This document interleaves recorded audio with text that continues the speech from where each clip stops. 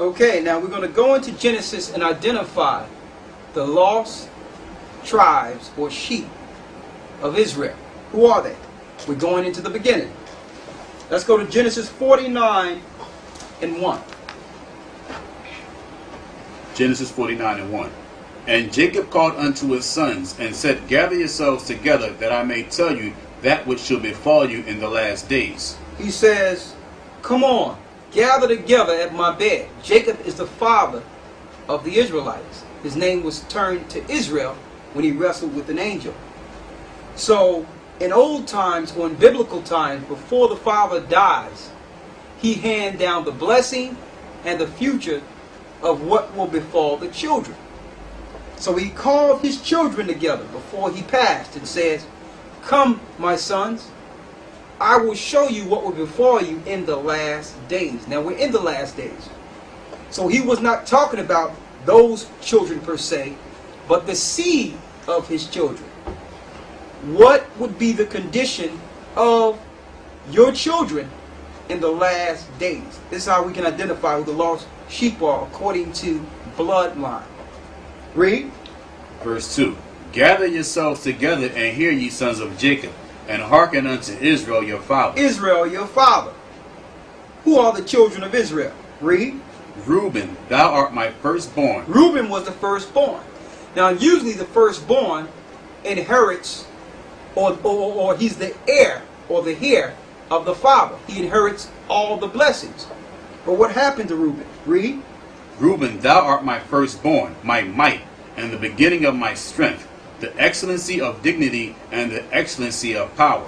The excellency of dignity and the excellency of power. Read. Unstable as water, thou shalt not excel, because thou wentest up to thy father's bed, then defoulest thou it. He went up to my couch. He slept with his father's maid, Bilhah, and because of that he lost the promise of the firstborn. But he still had excellency and dignity. When you go into this book, I have a book here that you cannot get because it's out of print now, by Ronald Sanders, called Lost Tribes in the Promised Lands. It lets you know when the Spaniards and some of the Jewish, came over to the Americas when the Indians were here, that Reuben in Florida identified themselves as the tribe of Reuben. Now this was before Reuben lost their identity. And Reuben also identified another tribe, the tribe of Ephraim. I'm going to read a passage out of here, the lost tribes in the promised land. And this guy, Ronald Sanders, he actually went into the study trying to debunk the fact that the Indians here in the Americas, he was trying to debunk the fact that they are Israel. He tried to prove that they weren't Israelites. And through his research, going into their camp, grave grounds, going into the history, he found out the contrary. Alright? And he took historical documents to put together this book. There's a passage when Montesinos came over here to the Americas, and I'm going to read it. It says, those Indians, he told himself, they are Hebrews. Pondering this thought incredulously, and yet with growing conviction, he resolved that if he ever was released, he would seek out the Indian Francisco and try to learn the truth.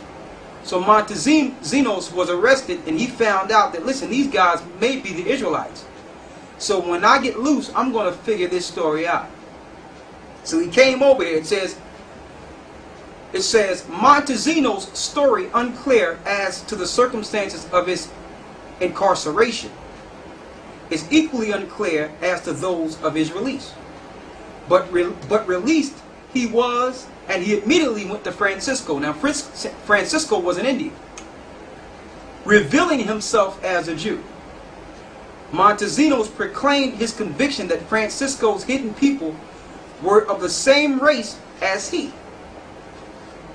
Would Francisco lead him to them? The two men were soon back in the rugged mountains in which Francisco had made his initial revelation, marching relentlessly for a week before they finally came to a halt. It was a Saturday. That's the Sabbath. Montesinos makes a point of telling us, and they had come to a river larger than the Duero, and there are echoes of the Sabbatean and all of this. Here, Francisco announced, is where your brothers will be seen. Waving a banner high in the air, the Indian guide soon was greeted by a puff of smoke, the smoke signals that the Indians use here. Far beyond the other banks of the river, a response of his signal. The two men waited.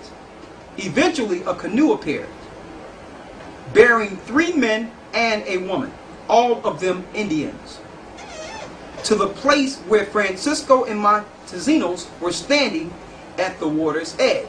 So they communicated a signal to say, come on down. The Indians got in the canoe and made themselves known. The woman got off and spoke to Francisco in the Indian tongue that Montesinos could not understand, although he could perceive that he was being identified in the conversation. She then turned to her mate companions to explain the situation. Upon hearing her words, they rose and went over to Montesinos, and to his utter astonishment said, Shema Yasha Allah, Alahayanawa Akkad. Hear, O Israel, the Lord our God is one. They had recited in Hebrew the fundamental credo of Judaism.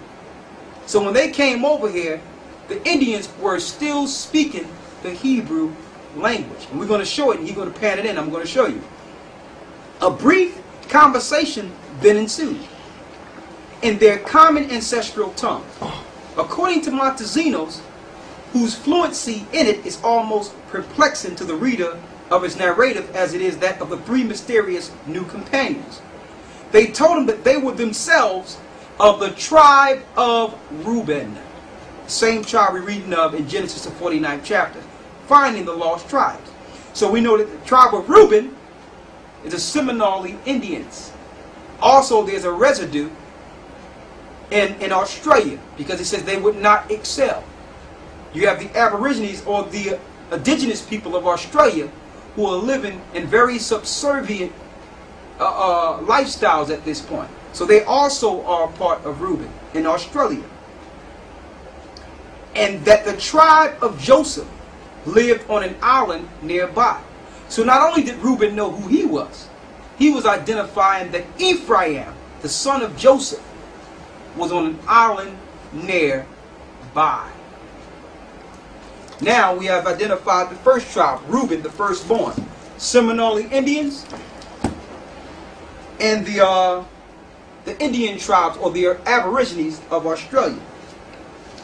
Let's go back to Genesis 49 and read the 3rd and 4th verse again. Reuben, thou art my firstborn, my might and the beginning of my strength, the excellency of dignity and the excellency of power, unstable as water. Now it says the excellency of my power. They are the only Indian tribes that didn't make a peace treaty with the Europeans that came over here, because they had too much dignity to sign a peace treaty. And mind you, every peace treaty the Indians signed anyway was broken. So they had enough dignity to say, listen, I'm not signing no peace treaty. They're unstable as water. Read on.